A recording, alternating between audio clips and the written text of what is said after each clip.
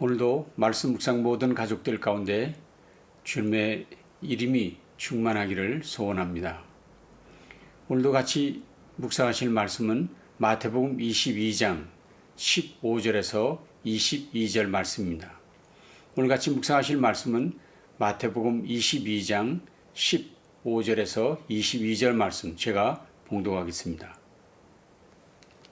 이에 바리새인들이 가서 어떻게 하면 예수를 말의 올무에 걸리게 할까 상의하고 자기 제자들을 헤롯 당원들과 함께 예수께 보내어 말하되 선생님이여 우리가 아노니 당신은 참되시고 진리로 하나님의 도를 가르치시며 아무도 꺼리는 일이 없으시니 이는 사람을 외모로 보지 아니하심이니이다.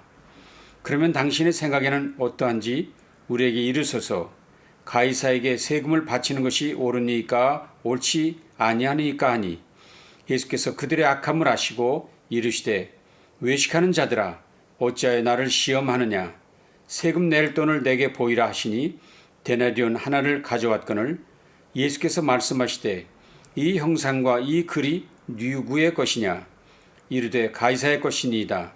이에 이르시되 그런즉 가이사의 것은 가이사에게 하나님의 것은 하나님께 바치라 하시니 그들이 이 말씀을 듣고 놀랍게 여겨 예수를 떠나가니라.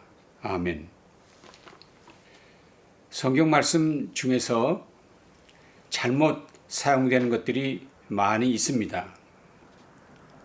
오늘 본문 중에서 소개된 가이사의 것은 가이사에게 하나님의 것은 하나님께라는 예수님의 말씀도 그 중에 하나라고 이야기할 수 있습니다. 예를 들어 사람들이 가이사의 것은 가이사에게 하나님의 것은 하나님께라는 이 말을 가지고 종교 분리의 원칙처럼 인용하는 경우가 많다는 것입니다. 그래서 신앙인은 정치에 관여하면 안 된다는 근거로 이 구절을 제시하곤 하는 것이죠. 옳은 해석이 아닙니다. 본문의 내용도 그런 뜻이 아니고 하나님께서도 성도들이 모든 영역에서 하나님 나라를 선포할 것을 말씀하고 계신 것이 분명합니다. 또 어떤 이들은 이 가이사의 것, 하나님의 것의 의미는 세금을 내라 하신 것이니 모든 성도들은 세금을 잘 내야 한다 라는 말씀을 할 때 이 구절을 사용하곤 합니다. 역시 옳지 않은 해석이라 할 수 있습니다. 이런 모든 것들은 성경을 단편적으로 읽고 무리한 적용을 한 결과라고 할 수 있습니다. 이미 말씀드린 대로 성경을 통으로 읽고 전후 문맥 속에서 해석하여야만 한다는 원칙을 늘 잊지 마시기를 바랍니다. 오늘 본문의 배경을 먼저 생각해 보겠습니다. 지금 예수님의 형편은 마지막으로 예루살렘 성에 입성하신 이후 종교 지도자들의 반항이 본격화되기 시작한 지점입니다. 예수님을 향한 종교 지도자들의 거친 목소리가 점점 높아지고 있었습니다. 예수님께서 예루살렘 성에 입성하시고 행하신 첫 번째 일은 여러분이 잘 아신 대로 성전을 정결케 하신 일입니다. 성전 안에서 행해지는 모든 상행위들 그리고 하나님께 예배드리는 예배를 방해하는 모든 것들을 정리해 주신 것입니다. 이 일은 유대 종교 지도자들에게 있어서 매우 큰 충격이었을 것입니다. 또한 주님은 무화과 나무에 잎사귀는 많았지만 열매가 없는 것을 보시고 저주하심으로 말라버리게도 하셨습니다. 이것은 열매 없는 유대 종교를 빗대어 교훈하신 것이지요. 또 주님께서 성전에서 사람들에게 말씀을 가르치고 계실 때 대제사장들과 백성의 장로들이 달려와서 무슨 권위로 이런 일을 하느냐? 누가 당신에게 권위를 주었느냐? 하면서 따진 일이 있었습니다. 주님은 그들의 질문에 답하는 대신 몇 가지 비유를 소개하셨습니다. 포도원 주인에게 두 아들이 있었는데 큰 아들은 농장에 가겠다고 약속하고는 순종하지 않았고, 둘째 아들은 처음엔 가지 않겠다고 했지만 결국엔 뉘우치고 농장에 들어갔다는 이야기가 첫 번째 비유입니다. 이 이야기를 통해서 맏아들 격인 불순종하는 이스라엘 백성을 책망하신 것이라 볼 수 있습니다. 두 번째 비유는 욕심 가득한 소농인들에 대한 이야기입니다. 농장 주인은 자신의 농장을 소작인들에게 맡겨 운영했지요. 수확할 때가 되자 주인은 종들을 포도원에 보냈습니다. 그러나 소농인들은 주인이 보낸 종들을 잡아 마구 때렸고 심지어 죽이기까지 했습니다. 주인은 그 후에도 다른 종들을 계속 보냈지만 그들에게도 똑같은 일을 벌렸습니다. 주인은 결국 자기 아들을 보내기로 합니다. 내가 내 아들을 보내면 이 아들만큼은 존중해 줄 것이야 하는 생각을 했기 때문이죠. 그러나 그들은 그 아들을 잡아서 밖으로 내쫓고 죽여버리자, 그리고 이 포도원을 차지하자 했습니다. 아직도 떠나지 않고 계속해서 예수님의 이야기를 듣고 있는 대제사장과 장로들에게 주님은 물으셨습니다. 너희들 생각에 주인이 먼 길에서 돌아온다면 이 소작인들을 어떻게 할 것 같으냐? 그들은 서슴없이 대답했습니다. 그 못된 일당들을 다 죽일 것입니다. 그들은 마땅히 죽어야 할 자들입니다. 그러자 주님은 말씀하셨습니다. 내가 너희에게 이르노니 하나님의 나라를 너희는 빼앗기고 그 나라에 열매 맺는 백성이 받으리라. 이 돌 위에 떨어지는 자는 깨지겠고 이 돌이 사람 위에 떨어지면 그를 가루로 만들어 흩으리라. 무슨 말씀인가요? 너희는 하나님 나라를 빼앗기고 돌 위에 떨어져 가루가 되고 말 것이다. 이 이야기를 들은 대제사장과 장로들은 결국 이 모든 비유가 자신들을 두고 이야기하는 줄 알고 예수님을 잡고자 합니다. 물론 여론이 두려워 이 일을 미루고 말지요. 이런 분위기를 예수님도 아셨을 텐데 주님은 이야기를 더 이어가셨습니다. 그것이 자기 아들의 결혼잔치에 손님을 초청한 어떤 왕의 이야기였습니다. 왕은 아들의 결혼잔치를 준비했습니다. 그런데 사람들은 초청했지만 아무도 오지 않았습니다. 임금님은 소도 잡고 살진 짐승도 잡으며 모든 준비를 한 후 다시 사람들을 초청했습니다. 그런데 웬일인지 왕의 초대를 받은 사람들은 돌아보지도 않았습니다. 물론 이유가 있었지요. 어떤 사람은 자기 밭을 가야 하기 때문에, 어떤 사람은 자기 사업하러 가야 하기 때문이라고 핑계했습니다. 심지어 어떤 이들은 왕이 보낸 종들을 모욕하고 죽이기까지 했습니다. 여러분, 도대체 왕의 초청을 거부하는 이들이 어떤 자들입니까? 그들이 도대체 어떤 자들이기에 왕의 초청을 불응한다 하는 것입니까? 결국 왕은 분노했습니다. 군대를 보내 살인한 자들을 진멸했습니다. 동네를 불살라버렸습니다.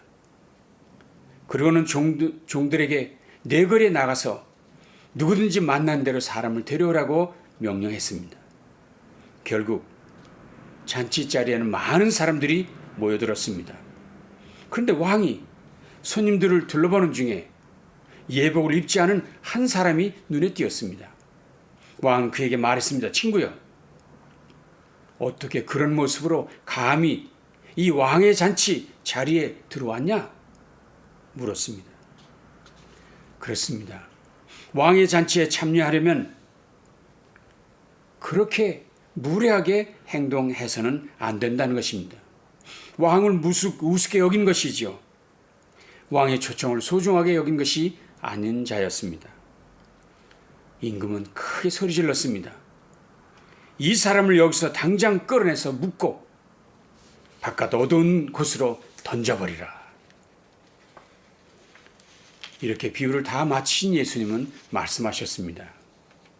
청함을 받은 자는 많되 택함을 입은 자는 적으니라. 청함을 받은 자는 많되 택함을 입은 자는 적으니라. 예수께서 이 비유를 하신 것은 당시 이스라엘의 신앙 상태, 천국잔치에 청함을 받은 자는 많았지만 왕의 그 부르심에 응하는 사람들이 많지 않았다는 것을 말씀하고자 이 이야기를 하신 것이었습니다. 오늘 본문은 바로 이 말씀 뒤에 소개된 이야기입니다. 오늘 본문은 이렇게 시작했습니다. 그때에 이에 바리새인들이 가서 어떻게 하면 예수를 말의 올무에 걸리게 할까 상의하고 자기 제자들을 헤롯 당원들과 함께 예수께 보내어 말하되, 매우 신랄한 예수님의 책망을 듣고 있던 바리새인들이 함께 모여 의논했습니다. 그들은 어떻게 해서든지 예수를 올무에 걸리게 할 생각을 했고 결국 질문을 준비해 바리새인들을 헤롯 당원들과 함께 예수께 보내기로 한 것입니다. 그들의 흥미로운 점은 이번엔 바리새인들과 헤롯 당원들이 함께 주님께 갔다는 것입니다. 왜 이것이 흥미로울까요? 여기 바리새인과 헤롯 당원들은 뜻이 다른 사람들이었습니다. 그런데 이번에는 함께 행동하고 있는 것입니다. 왜요? 예수님을 잡는 일에 뜻이 같았기 때문이죠. 이들이 제기한 문제는 뭡니까? 가이사에게 세금을 바치는 것이 옳습니까? 우리가 가이사에게 세금을 내는 것이 옳습니까? 그렇습니다. 유대인들에게 있어 세금 문제는 정치와 종교가 뒤엉킨 매우 민감한 사안입니다. 그런데 예수님께서 세금을 내지 말라라고 하시면 로마에 항거하는 반정부주의자가 되는 것이고, 세금을 내라라고 하면 하나님만 주인으로 섬기는 이스라엘 백성의 도리가 아닌 것이니 그동안 가르침과 어긋난 것 같은 난처한 문제입니다. 그런데 주님은 그들의 악함을 아셨습니다. 그들이 외식하는 자들인 것도 아셨습니다. 그렇습니다. 그들은 분명히 외식하는 자들입니다. 바리새인들은 정부를 반대하고 헤롯 당원들은 적극 지지하는 입장입니다. 그런데도 예수님 앞에서는 그 속내를 감추고 서로 하나 된 것처럼 하고 나온 것이지요. 사실 그들은 서로에게만 아니라 백성들 앞에서 그리고 하나님 앞에 위선자들이었습니다. 사람들 앞에서는 경건의 가면을 쓰고 있었지만 그들의 속은 이리의 모습이었습니다. 이런 그들의 악함을 아시는 예수님께서 그들에게 말씀하셨습니다. 세금으로 내는 돈을 내게 보이라. 세금으로 내는 돈을 내게 보이라. 그들은 아무 생각 없이 그들 주머니에 있던 데나리온 하나를 주님께 드렸습니다. 사실 이스라엘 사람들, 특별히 바리새인들은 로마 동전에 그려진 황제의 화상을 몸에 지니고 다니는 것 자체가 불경한 일이라고 생각해서 데나리온을 소지하는 것을 거부하라고 가르치고 그리고 실천했던 사람들입니다. 그런 생각을 가진 사람들인데도 불구하고 사실은 이미 자신들의 주머니에는 황제의 화상이 그려진 데나리온을 가지고 다녔다는 것입니다. 그래서 주님 말씀하셨습니다. 이 형상과 이 글이 누구의 것이냐? 그들은 답했습니다. 가이사의 것입니다. 그때 주님이 말씀하십니다. 가이사의 것 가이사에게 줘. 그러나 하나님의 것은 하나님께 바치라. 가이사의 화상이 새겨진 동전을 자기도 모르게 주님께 내보인 그들이 얼마나 당황했을까요? 이 순간 그들의 위선의 가면은 벗어지고 그들의 실체, 생얼굴이 드러나고 만 것입니다. 오늘 본문에서 주시는 주님의 첫 번째 교훈이 바로 이것입니다. 거짓의 가면, 외식의 가면, 위선의 가면을 모두 벗어던지라고 말씀하고 있습니다. 예수님을 믿을 마음은 조금도 없으면서 입술로는 선생님, 우리가 알기로 당신은 진실하고 하나님의 도를 정확하게 가르치고 여론에 개의치 않으며 배우는 사람들의 비율을 맞추지 않는 분이심을 우리가 익히 알고 있습니다. 외식이지요. 마음으로는 뭔가 꼬투리를 잡아서 불리한 발언을 하게 하고 그것을 잡아야 한다는 악한 마음이었죠. 겉으로는 경건한 척, 거룩한 척 하면서 속으로는 온갖 더러운 욕심으로 가득 찬 모습, 그들의 위선을 벗어버리라고 책망하고 있는 것입니다. 우리 중에 누구도 하나님을 속일 수는 없습니다. 그렇게 할 수도 없습니다. 그렇게 해서도 안 됩니다. 그분 앞에 늘 정직한 모습으로 나아가야 합니다. 오늘 본문이 주는 또 다른 중요한 교훈은 참된 주권자에게 복종하라는 교훈입니다. 오늘 본문에서 주님은 결코 가이사의 것과 하나님의 것을 구분하고 계시지 않습니다. 아니, 정확하게 말하면 처음부터 창조 때부터 그 어느 때에도 하나님의 것과 가이사의 것이 구별된 일이 없습니다. 처음부터 모든 것이 다 하나님의 것이었습니다. 다만 일시적으로 통치를 위해 가이사에게 일부를 허락해 주셨던 것뿐입니다. 다만 우리의 삶을 위해 하나님의 것 중 일부를 잠시 허락해 주신 것뿐입니다. 그래서 예수님도 그들에게 가이사에게 줄 것은 주라고 명하셨던 것입니다. 왜냐하면 그런 것들을 주실 수 있는 분, 주라고 명령하실 수 있는 분은 하나님 한 분뿐이 없기 때문입니다. 또한 가이사의 것은 가이사에게 세금으로 냈듯이 하나님의 것은 하나님께 드려야 한다고 본문은 분명히 말하고 있습니다. 왜냐하면 모든 것이 하나님의 것이기 때문입니다. 그러면 여러분 이런 생각을 하시겠죠? 하나님의 것이 무엇입니까? 하나님의 형상이 어디에 새겨져 있습니까? 라고 질문하시겠죠.